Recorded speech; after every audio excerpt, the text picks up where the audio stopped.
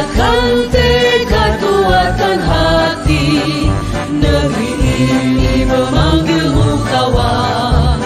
Belajar, bergerak, berbagi untuk negeri. Guru penggerak, majukan pendidikan. Guru penggerak menghamba pada murid. Kreatif, rancang pembelajaran. Hargai potensi, tingkatkan prestasi. Lahirkan profil pelajar Pancasila. Belajar, bergerak, berbagi untuk negeri. Kita menjalin kolaborasi. Belajar, bergerak, berbagi untuk negeri. Demi bakti pada Ibu Pertiwi.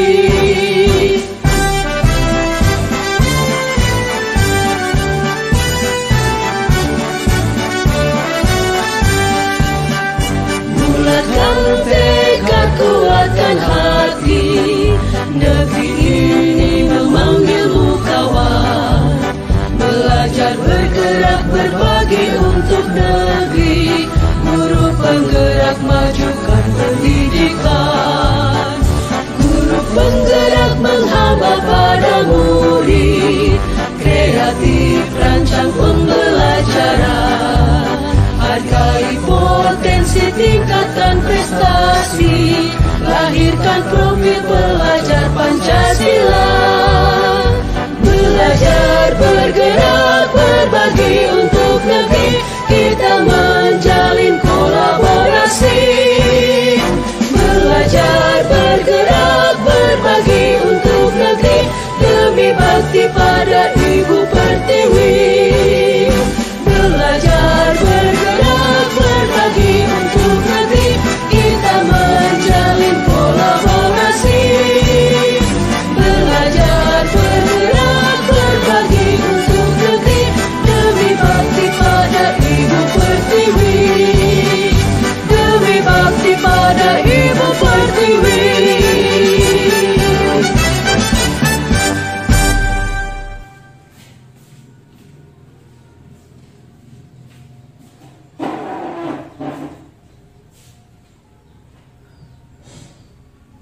Bismillahirrahmanirrahim. Terima kasih Bapak Ibu atas kehadirannya. Assalamualaikum warahmatullahi wabarakatuh. Waalaikumsalam warahmatullahi wabarakatuh. Oke, terima kasih sudah hadir di acara saya, Diseminasi CGP Angkatan 11 tentang budaya disiplin positif. Salawat serta salam kita sanjungkan kepada Nabi Muhammad SAW. Semoga kita semua mendapat syafaatnya di akhir kiamat kelak. Langsung saja, di sini saya akan memberikan sedikit, bukan pencerahan ya Bapak Ibu. Sebenarnya di sekolah kita sudah kita laksanakan semua. Mungkin di sini hanya menebalkan saja, mengingatkan, berbagilah seperti itu tentang penyebaran pemahaman dan pengalaman penerapan budaya positif. Saya sendiri alhamdulillah sekarang sebagai CGP Angkatan 11 2024 untuk Kabupaten Lampung Selatan. Dan alhamdulillah di SD kita ini sudah ada 2 orang. Yang pertama sudah CGP Angkatan 6 dan saat ini saya Angkatan 11.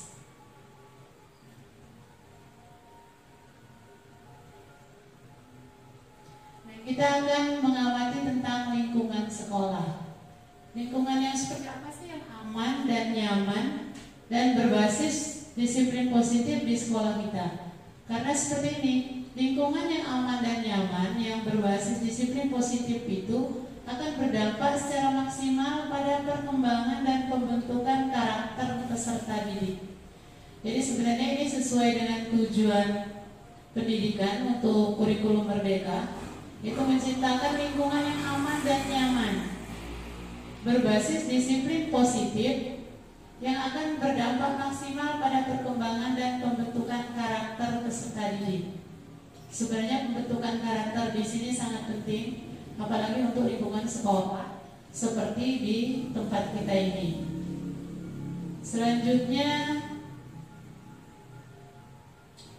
tentang disiplin. Apa sih disiplin? Nah, menurut Bapak Pendidikan kita, Ki Hajar Dewantara, disiplin itu bahwa di mana ada kemerdekaan, disitulah harus ada disiplin yang kuat. Sungguh pun disiplin itu bersifat self-disiplin atau kita sendiri yang mewajibkan kita dengan sekeras-kerasnya, tapi itu sama saja, sebab jikalau kita tidak cakap melakukan self-disiplin atau disiplin diri, wajiblah penguasa lain yang mendisiplinkan diri kita. Jadi ada orang lain yang membantu atau ada peraturan yang menumbuhkan sifat disiplin pada diri kita, terutama pada anak-anak. Nah, peraturan yang demikian itulah yang harus ada di dalam suasana yang merdeka. Jadi sebenarnya disiplin itu tumbuh di dalam diri kita. Nah, jika belum tumbuh, harus ada yang lain, ada peraturan, ada orang lain yang mendisiplinkan, memberitahu lah, memberi contoh seperti itu. Namanya disiplin positif. Dan alhamdulillah di sekolah kita sudah kita laksanakan.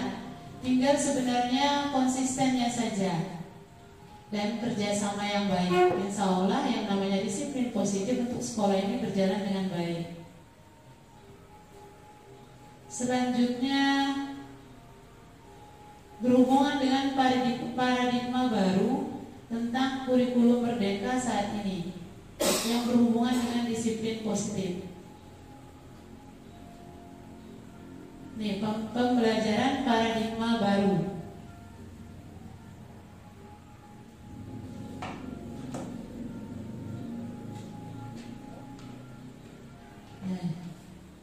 Pembelajaran dengan paradigma baru dirancang berdasarkan prinsip pembelajaran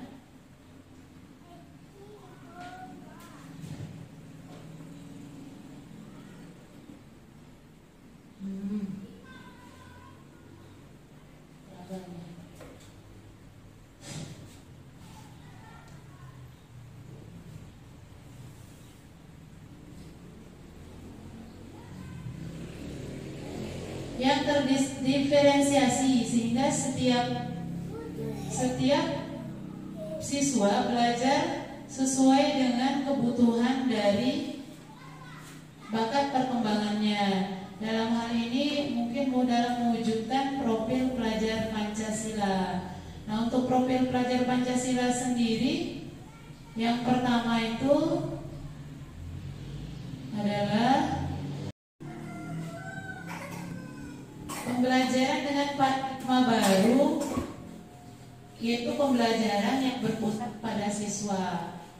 Bahasa kerennya itu student center. Biasanya kan teacher center, gurunya aja atau bapak gurunya aja yang berbicara. Nah, untuk paradigma baru ini diusahakan berpusat pada siswa.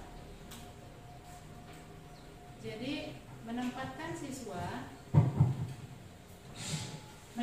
siswa sebagai subjek utama dalam proses pembelajaran. Metode ini berbeda dengan metode yaitu pendekatan tradisional yang berpusat pada guru. Nah, dalam paradigma baru ini, siswa didorong untuk aktif, kreatif, kritis dalam mengeksplorasi pengetahuan mereka. Mereka juga diajak untuk berpartisipasi secara aktif dalam setiap kegiatan pembelajaran, baik melalui diskusi, proyek kooperatif ataupun penelitian mandiri. Jadi di sini guru hanya sebagai fasilitator atau sebagai manajer. Nanti kita bahas kenapa sih sebagai manajer, yang biasanya sebagai penghukum dan lain-lainnya. Nah, untuk pembelajaran paradigma baru ini, guru hanya sebagai manajer bagi siswa, walaupun tetap dengan aturan-aturan yang ada. Nah, aturan-aturan ini kelaknya nanti kita buat kesepakatan di sekolah atau dibuat dengan keyakinan di sekolah yang diterapkan juga menjadi keyakinan di kelas. Dengan adanya keyakinan ini, anak-anak juga peraturan itu mereka buat sendiri. Chemistry antara guru dan siswa.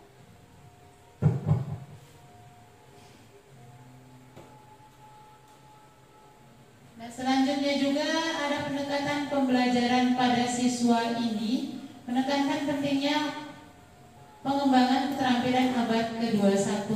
Anak-anak berpikir kritis, komunikasi efektif, terus lagi mempersiapkan diri untuk menghadapi tantangan dunia nyata yang semakin kompleks dan dinamis.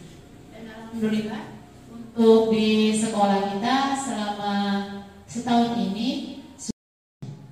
Nah, selanjutnya restitusi. Nah, saya sebenarnya lebih tertarik ke kata restitusi ini karena ini jarang sekali kita lakukan. Biasanya ketika anak-anak melakukan kesalahan kita langsung menjudge anak itu. Kamu ini? Nah, biasanya seperti itu. Nah, di sini di restitusi ini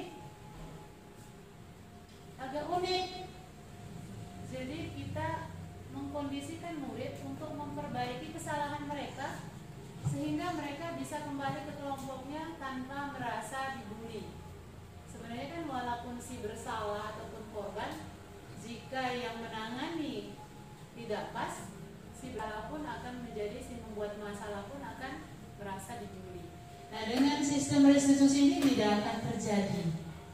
Jadi sistem restitusi ini kita sebagai guru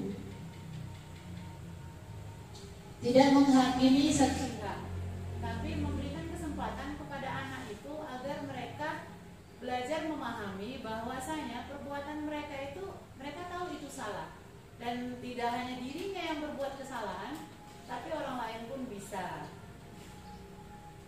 Bahkan bu gurunya pun sering melakukan kesalahan. Nah, restitusi ini karena saya sangat tertarik, kita akan jelaskan sedikit. Yang pertama, bukan untuk menebus kesalahan, namun belajar dari kesalahan. Jadi seperti yang saya bilang tadi, ketika murid belajar dari kesalahan untuk menjadi lebih baik untuk masa depan, mereka akan mendapatkan pelajaran yang bisa mereka pakai terus-menerus di masa depan untuk menjadi orang yang lebih baik. Selanjutnya, restitusi memperbaiki hubungan. Jadi ini proses refleksi pemulihan. Proses ini menciptakan kondisi yang aman bagi murid untuk menjadi jujur pada diri mereka sendiri dan mengevaluasi dampak dari tindakan yang mereka lakukan pada orang lain. Jadi ketika proses pemulihan dan evaluasi diri telah selesai, mereka bisa mulai berpikir tentang apa yang bisa dilakukan untuk menebus kesalahan yang mereka perbuat pada orang lain yang menjadi korban. Nah, dalam restitusi sendiri ada beberapa pertanyaan yang biasanya yang lebih mudah lah kita ucapkan. Contohnya ini.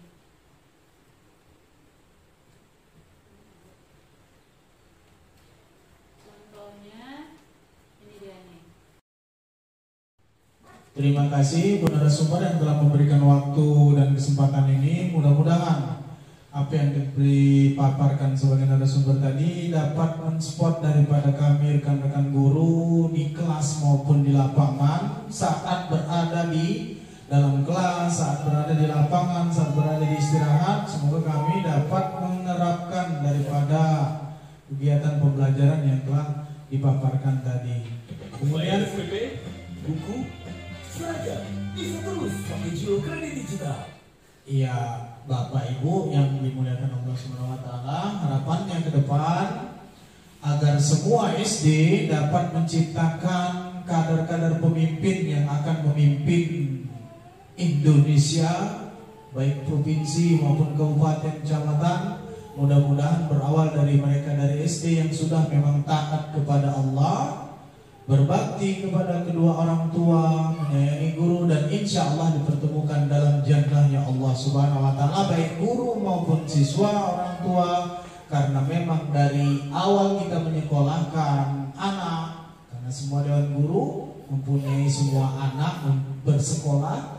Jadi berharap betul nanti semua dari jajaran dewan guru SD, TK, SD, SMP, SMA sampai mereka kuliah akan berpegang erat dan bertemu di dalam jannahnya Allah Subhanahu wa taala. Mungkin itu saja Ibu Nurhatus Adi yang disampaikan sebagai penjaminan untuk kami ke depan. Mudah-mudahan Allah paparkan dari awal sampai akhir dan mendapat berkah dan ridhonya Allah Allah Subhanahu wa taala. Amin ya rabbal alamin. Assalamualaikum warahmatullahi wabarakatuh.